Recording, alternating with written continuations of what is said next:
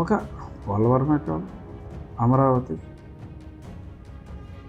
రాజధాని లేకుండా చేశారు. నేను ఇల్లు కట్టుకున్నాను, బ్రహ్మాండంగా డెవలప్ చేస్తాను, హైదరాబాద్ని మించిన నగరం కడతానన్నారు. దాన్ని చంకనాకించారు. మద్య నిషేధం అన్నారు, పూర్తిగా చంకనాకించారు. ప్రజల ఆరోగ్యాలను చంకనాకించారు.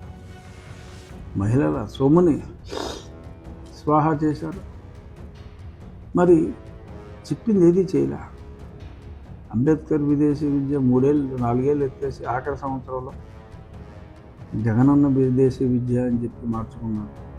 కొందరు అంబేద్కర్ గారు భక్తులు, గడిచిబిడ్డ అంబేద్కరే ఉంది, డబ్బులు ఆవిడిస్తే ఆడి పేరు పెట్టుకుంటారు అని చెప్పి కొంతమంది మహానుభావుల పేర్లు నాకు తెలియదు, సపోర్ట్ చేసినట్టుగా కూడా చూసాం.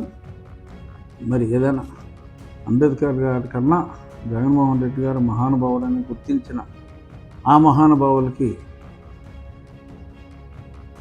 నివాళులనాలా, జోహార్ అనాలా, పుష్పాంజలి అనాలా, ఏమో ఏదో ఒక అంజలి, ఏదో రిస్క్ లేని అంజలి మీరే వేసుకోండి, అంజలి.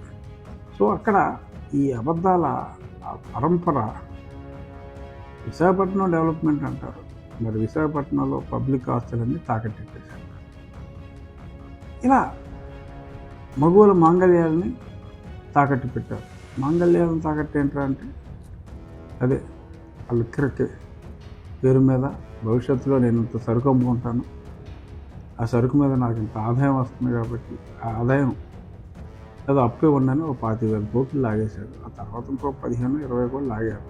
అంటే ఒక 40,000 కోట్లు మగువుల మాంగళ్యాన్ని తాకట్టు పెట్టి లాగేసి నా అక్కలు, నా చెల్లెమ్మలు, నా మేనల్లుళ్ళు, సరే మేనల్లుళ్ళు కూడా వద్దాం నెక్స్ట్.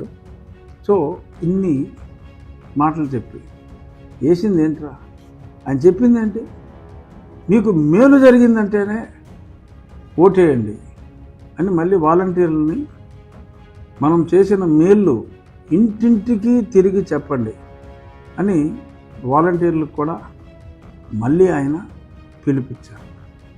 తక్షణం అసలు ముఖ్యమంత్రి పదవి నుంచి జగన్మోహన్ రెడ్డిని బర్తరఫ్ చేయాలి because of the dirty statement. ఆ ఎలక్షన్ కమిషన్ వైలేషన్ గురించి కూడా చివరిలో మళ్ళీ వస్తాం. సో ఈయన అన్ని అబద్ధాలు అద్భుతమైన అభినయంతో చెప్తూ స్క్రిప్ట్ రైటర్ మారేయడమో మరి నాకు తెలియదు. కొంచెం వెరైటీగా ఫ్యాన్ ఇంట్లో ఉండాలి, సైకిల్ ఇంటి బయట ఉండాలి, గాజు గ్లాసు తాగేసిన గాజు గ్లాసు